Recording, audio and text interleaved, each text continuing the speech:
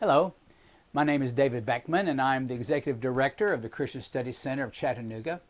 And recently I had a conversation with Dr. Tim Sisemore, Professor of Clinical Psychology, or rather just Professor of Psychology at California Baptist University, concerning one of the many books that he's written, this one co-edited with a colleague of his, that has to do with the dialogue concerning how important it is for mental health workers to understand and respect people's religious beliefs. Dr. Sisemore has an MA in theology and a PhD in clinical psychology from Fuller Theological Seminary, but he also has 2 degrees from the University of Tennessee at Chattanooga, bachelor's and master's in psychology and clinical psychology, and he was actually an adjunct professor here at UTC for over a decade. He's the past president of the Division 36 of the Association, the American Psychological Association, which has to do with spiritual and religious belief. And this new book that he has come out with is really important. And I wanted to be sure that you were aware of it and were able to hear him talk about it. Dr. Ralph Hood, Jr. of our Psychology and Religious Studies departments here at UTC had a word about the book on the back, on the dust jacket.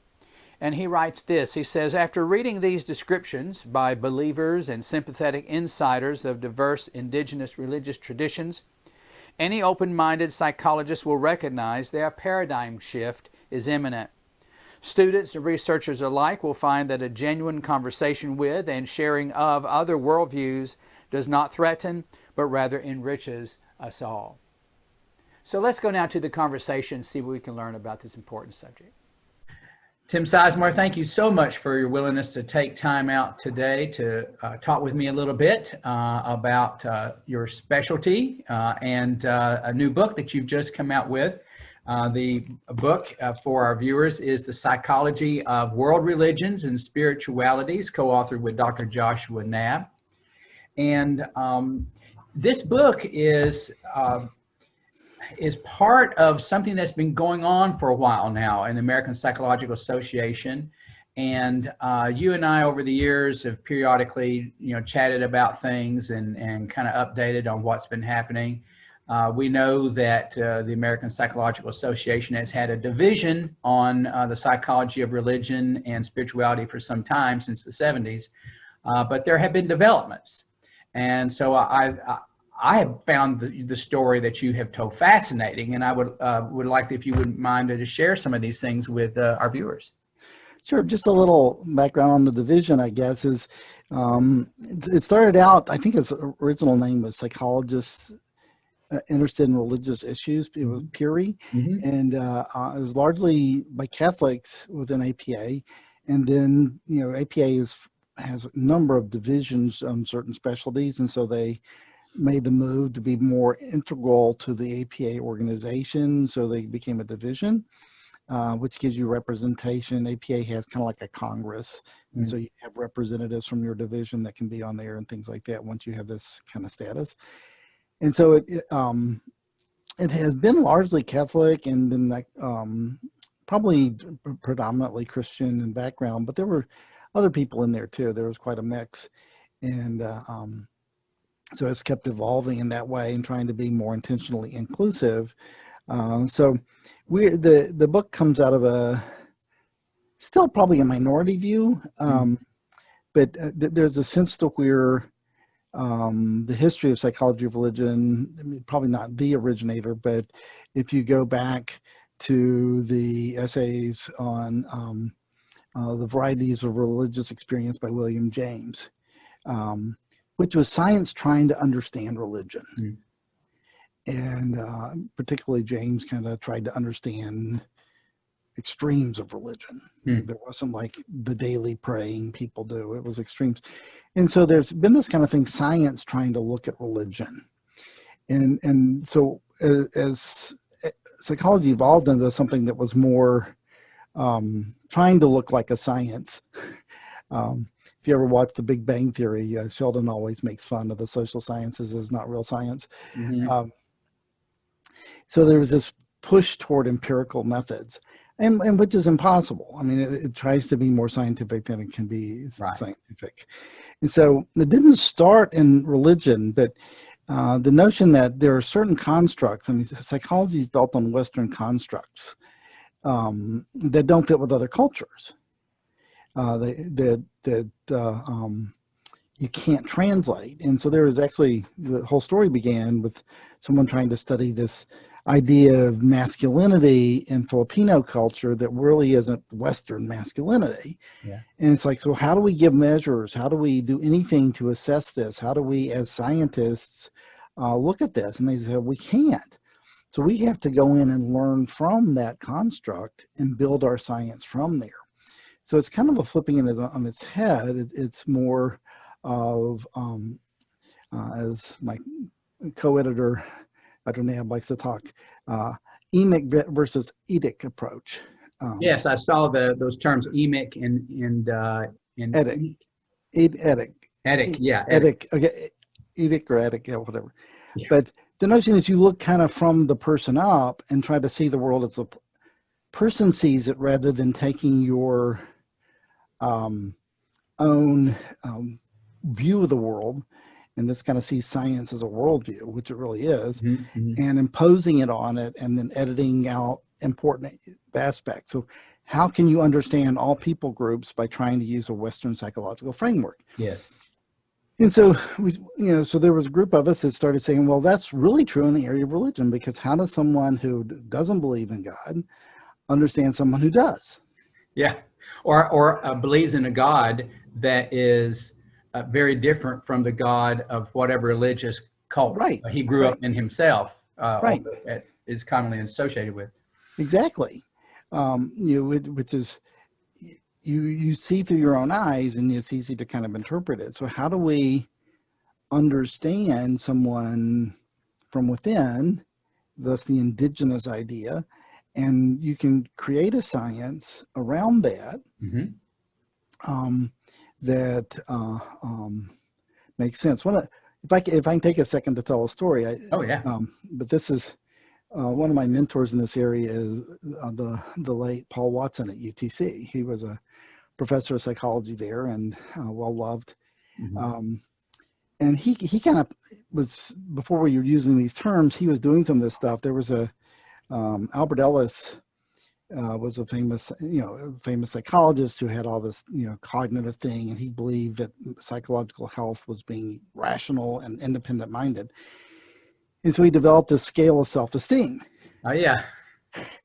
And he boasted because he gave this scale of self-esteem to Christians and they scored low on it. And so it's like, oh, well, Christians don't have self-esteem. So Paul, in his cleverness, said, let's see, these have to, he used the construct ideological surround, that we work within an ideological surround, which is very roughly equivalent of worldview.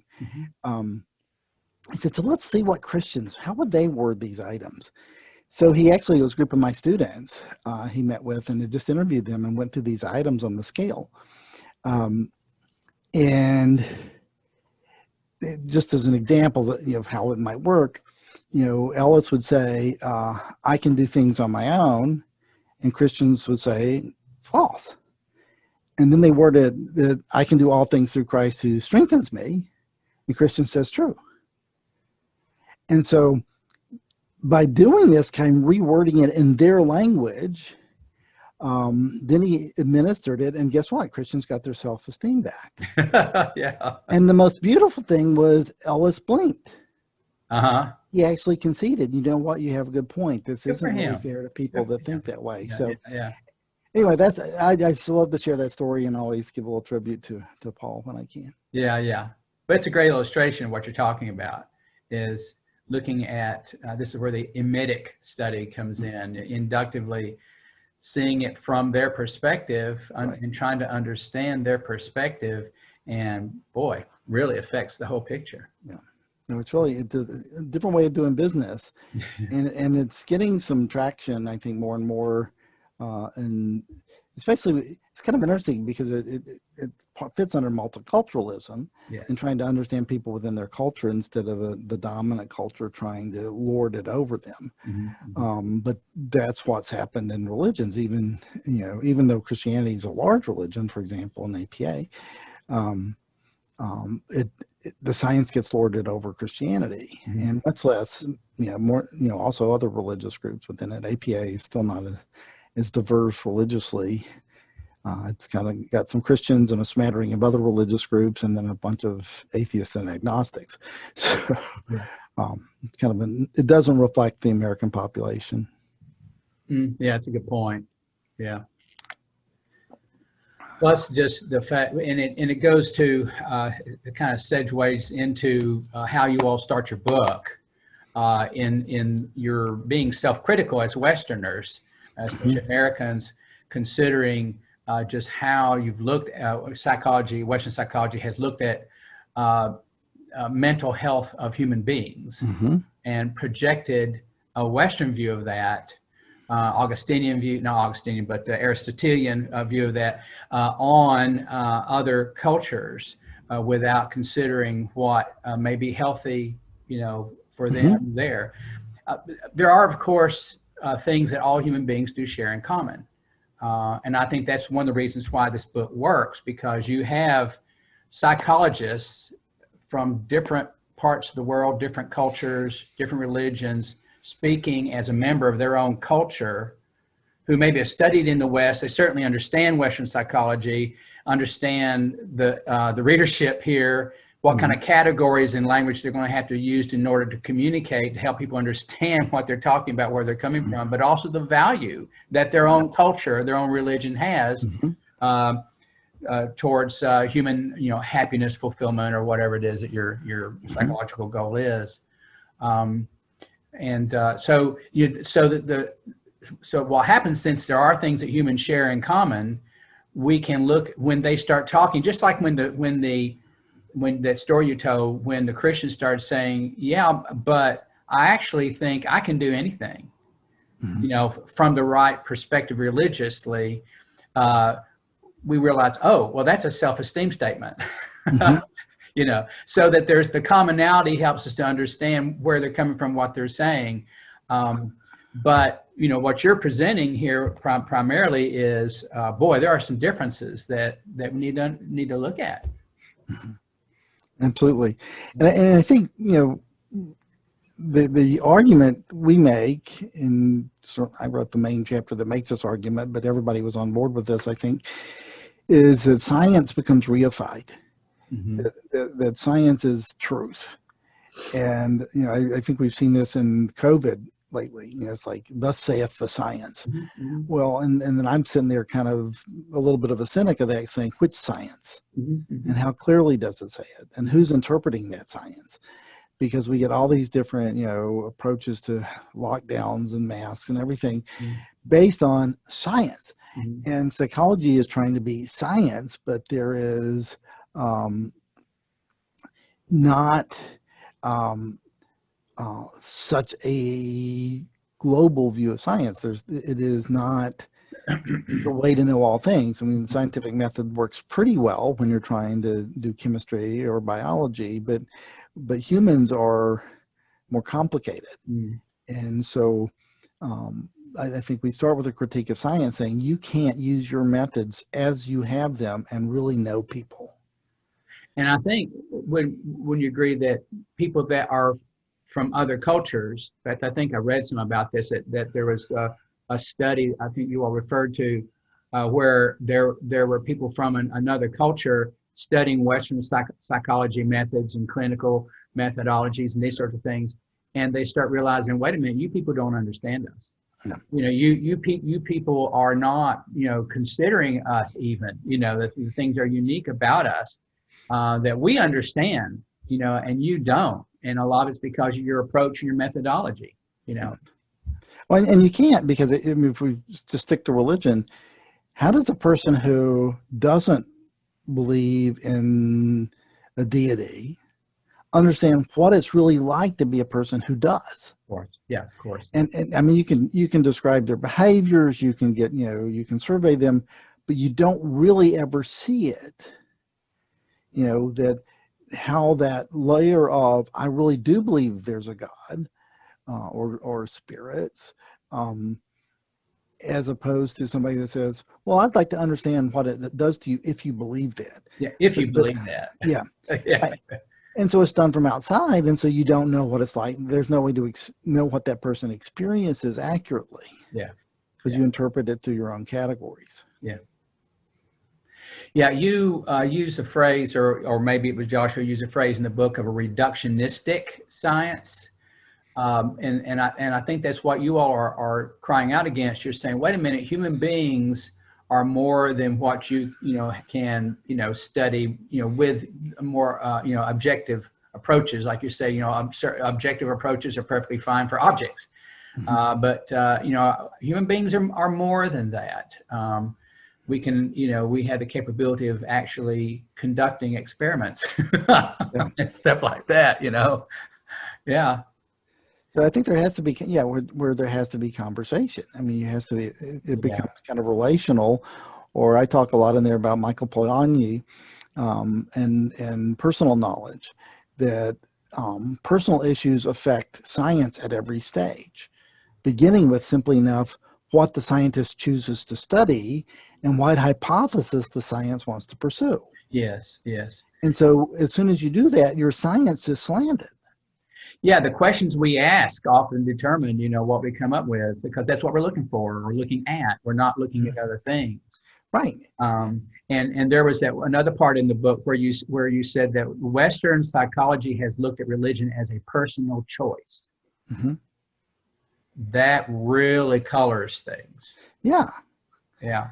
Yeah. Because that's a Western view. But if I'm acquainted.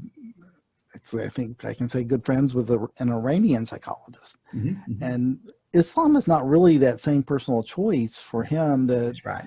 I can choose from the buffet. Remember, we used to have buffets? Yes. No longer. But from the buffet of spiritualities and religions, and pick and choose, or I can try this one out and then try this one out. But sometimes it's embedded in the culture, which is how it has been in the West for many years, which isn't true any longer. Since the Enlightenment, that's really not true. Yeah, there was, I said on page 32, there was a statement that I noted there I thought was good, where it's talking about how, let me be sure I've got the right thing here. I know it's on page 32. I'm looking at page 32. Somewhere on that page. Yeah.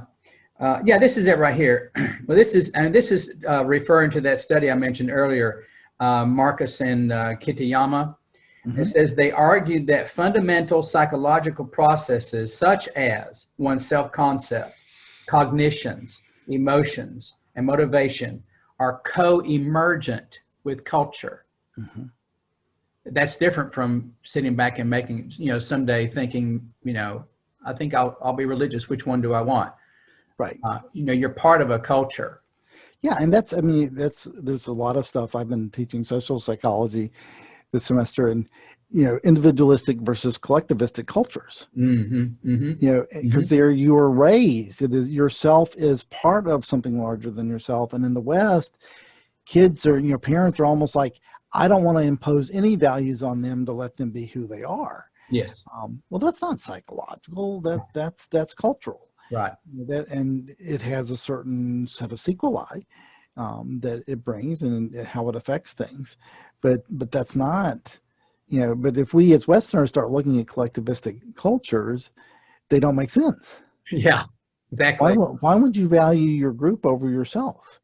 And then vice versa, when they look at us, they kind of go, why are you so negligent of the group? How do you survive? And how do you survive? And I'm starting to think maybe we won't. Exactly.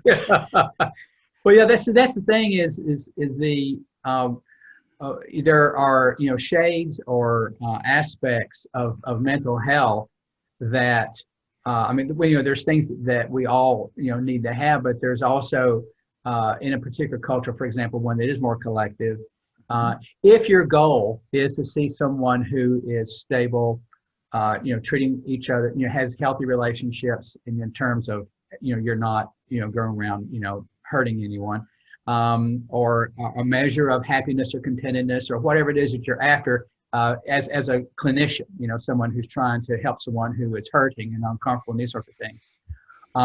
Well, if in a collectivist society, if part of what they've grown up with is something that is based upon their family relationships or their community relationships, or initiation ceremonies or whatever it is, Yeah. that's not found in Los Angeles or you know, or Chicago or something, you know, and we're scratching our heads saying, why does that matter to you? Well, the thing is, it does, and since it does, we shouldn't be trying to counsel it out of them.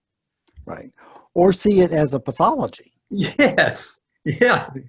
Sorry, Because prescribing something. yeah, because you have low self-esteem. Mhm. Right? Or, you know, as we, you know, the little study I mentioned earlier, Yeah. then you kind of start, dependent on other people. right? So it's pejorative because you're not like us. Mm. And if you see it from this Western point of view, Mhm. it's like, well, they're not, you know, asserting themselves and they're going to have low self-esteem. And one of the interesting things is they've studied this whole self-esteem movement in the West. They realize it is a narcissism movement. Yes. These kids, they try to teach self-esteem to grow up, and they're so self-centered that there's not enough caring for others. There's been a lot of really good work on by I think she's a social psychologist, I'm not sure I say her name right, Twenge, Twenge, who's done some really interesting work. She had a book called Generation Me, and just kind of tracing this to say that this blew up. Yeah. That this didn't produce what they thought because, you know, we thought this was what the culture would be. Fascinating. And so to say that by definition we're Westerners, individualism is right, is not really logical. Yeah, it's got problems. And we see that here where, you know, the idea of so many people not being involved in church. And I think one of the, you know, most immediate things is we're seeing people have decided, hey, I can sit at home and watch it on TV, and then I don't have to be a part of a community. And so we see a decline in religious community because of individualism. And that's adversely affecting people's mental health. Absolutely. Yep, sure is. And other things too, family relationships and stuff. I mean, just the whole idea of a thoughtful and involved or engaged support from a community of some kind around you. There are times when we need that in our relationships, not just in terms of living with ourselves, but working things out with other people that we live with. Yeah. So yeah, there's all kind of stuff going on there that's got to be taken into consideration. Right. Yeah.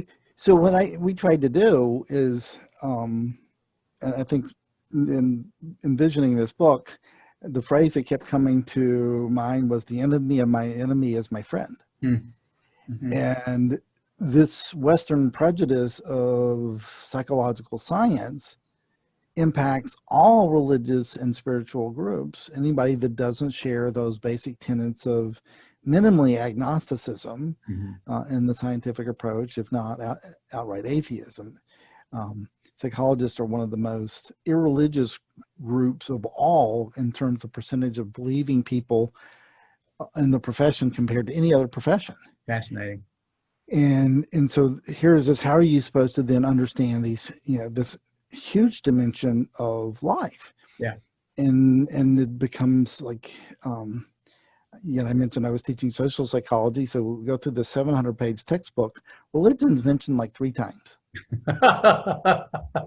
Yeah. And like, how does that paint the landscape of what even America is like in terms of the role of religious affiliation, communities, church, spiritual groups, all these kinds of things, even down to Al-Anon and things like that, that just get overlooked because we don't want to talk about those things. So interestingly, it can also exit out, right? You know, just kind of, we're just going to bracket religion and put it over here because that's awkward and somebody might be uncomfortable if we talked about it. And then we don't understand people. Yeah. Yeah, that's so true. And you know, I keep thinking too about the modernist, the scientism ideal and the modernist belief that if we could just educate religion out of the minds and the hearts of people around the world, then they'll be better, and the world will be better, and we'll get rid of all this, primitive stuff that we're depending on, and all the rest of it. And I suppose it has added to a lot of stress and despair to a lot of these kind of people, to see that the world sees, religion is not going anywhere. It's growing. And it's like, well, what happened? It wasn't supposed to be, the modern experiment is failing here. Yeah, it is. It is. It doesn't explain it. We're religious beings, Yeah, it's so much a part. I mean, it is, hey, this will sound like I went to school, but it's ubiquitous. I mean, it's, it's everywhere. And yeah. So you don't go, when we get people from all around the world, as you mentioned, contributing to this book, because there are different, now what spirituality looks like in different places is different. But that there's more to it than just, the empirical, what we can see and measure. I mean, I think we all know. I mean, this is it's kind of comical sometimes to see the efforts of neuroscience to explain the mind, and they get kind of cocky about it. But Yes. But then it's not that good of an explanation yet. No, there's all kind of problems with the concept of consciousness. Yeah. It is something. One of the values of your book is when you read through this and you see the contributions, the thoughtful contributions to human flourishing that comes from each of the different religions. They're all doing the same sort of thing. It's a manifestation of the religious nature of man, and from a Christian or, well, for that matter, just a biblical, whether you're Jewish, Christian, Muslim, whatever, the image of God is being reflected here in this God consciousness, this religious consciousness that's part of being a human being.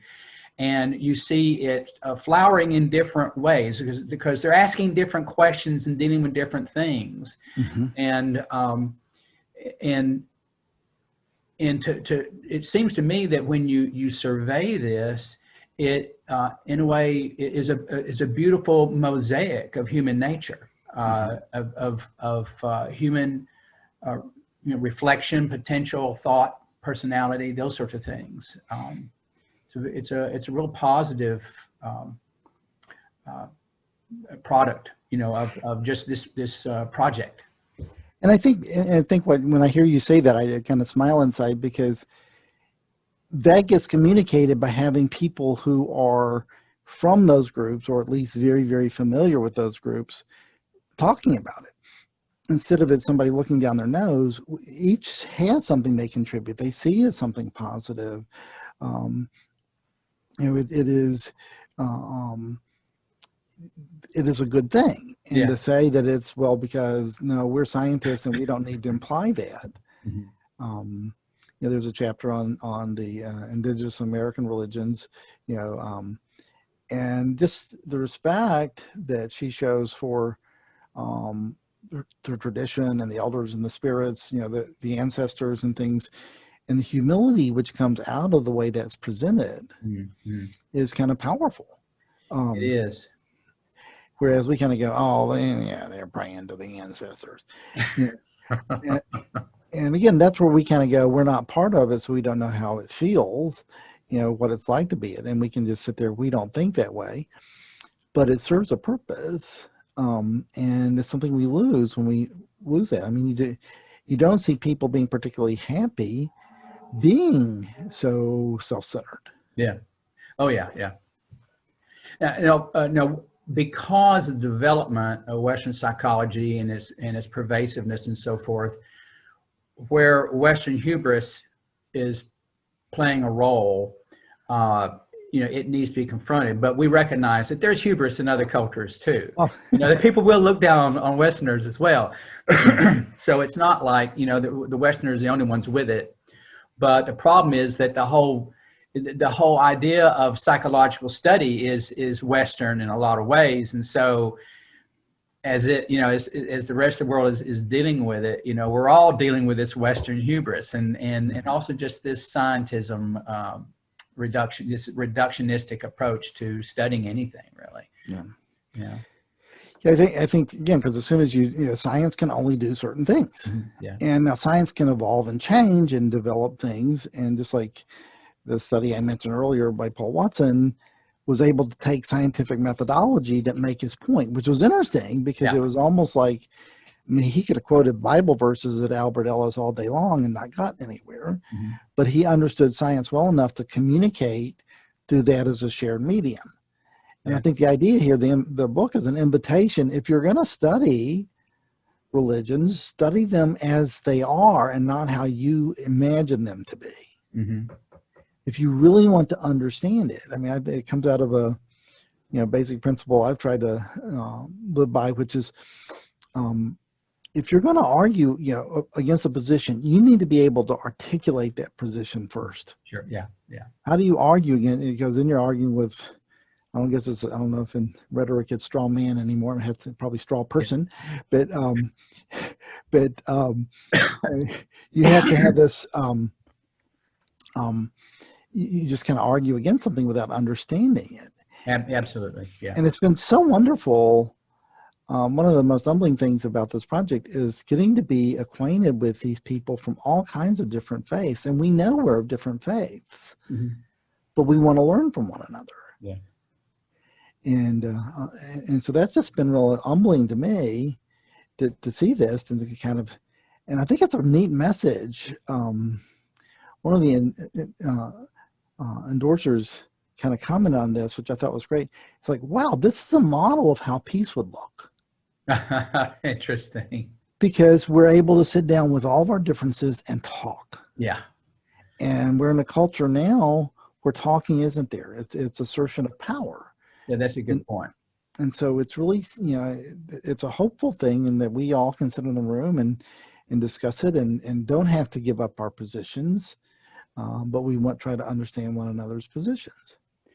Yeah, and I think in order for that to happen, we have to have a higher goal than just getting everybody to agree with us, or whatever the problem is. The narcissistic thing of if you disagree with me, my personality is shattered, and that sort of thing. You have to get beyond. You have to get beyond all that kind of stuff. Yeah, well, this mentality of words are weapons, and speech is aggression. Yeah. When silence is aggression, it doesn't promote dialogue. No. And that's the whole idea. No. Because then there's no dialogue, and then you have assertion of power. So, I don't want to turn this political, but if you look at Congress, this is exactly Congress. There's no dialogue. It's like we got to have more on our side of the aisle so we can do what we want to do. Yeah. And almost none of them are actually making their own decisions or saying, what do my constituents want? It's like, well, I'm in this party. I've got to do what they tell me. Yeah. Yeah. Party representation instead of constituency. Right. Yeah. And so there's not a discussion. It's just like, then how do we, manipulate the rules to get more power or whatever? And both sides are guilty. This is, I'm pretty nonpartisan in that way, and kind of a, if I could join a cynicism party, I'd probably be in it.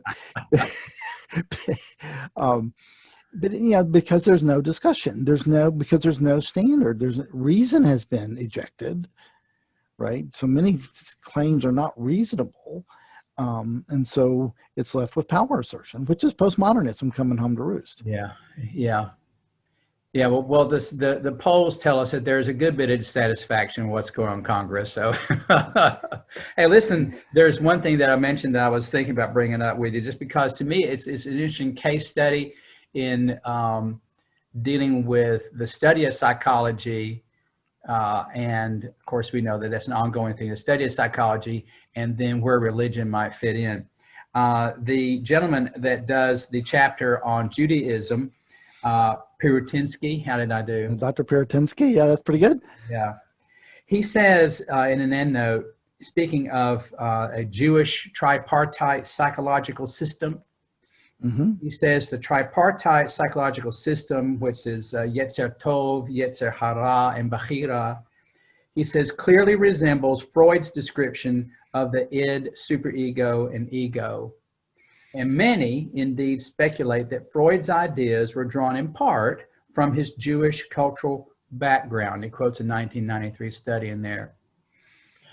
and you know, just this picture of this gentleman, whether he's consciously or unconsciously realizing it, you know, his religious background seems to be an influence. And if you're a Freudian, you would say, you know, a good influence. Yeah, that's kind of an interesting way to say it, and one that Freud would have to say it was some kind of unconscious process, because consciously Freud wouldn't have drawn from anything religious because he was so anti-religious. Good point. Yeah. And so he would have to, of course, since he kind of turned us on to the unconscious anyway, that this was kind of, well, that was not conscious.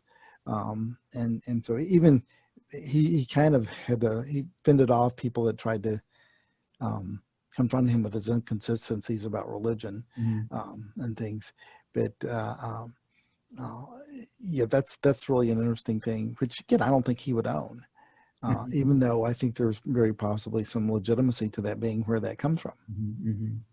Because it wasn't, again, that kind of a model is not, you know, that was not empirical, that was philosophical, because Freud didn't do much real science. He wrote and he theorized, and he's a brilliant theoretician, but he wasn't doing double-blind studies. Yeah, right, yeah. But you know, it's just it's interesting how, and you see this as you read these chapters. You see these Western psychological categories that we deal with all the time, and then we see people from other religions, for example, like this Jewish gentleman, for example, saying, "Well, you know what? We've had this in Judaism for like centuries or whatever, you know, before there ever was a Freud." And you know, look at this, you know, maybe you know, there's we don't, at least in terms of just certain categories, at any rate, we don't have to be that dependent on Western psychology to have mental health. We're thankful for the contributions, you know. Yeah. It's fascinating. You know, each has its own. I mean, I think in Mohsen Fatimi wrote the Islamic chapter, talks about the role of heart. Yes. I've heard him present at APA on that, and the importance of heart, which is not a concept you think of, you know, in the stereotypes the West has of Islam. Some colleagues and I did a study of, developed a grace scale. I saw that. And it's interesting because when I first did my, you know, started reviewing, let's see what else has been written on grace.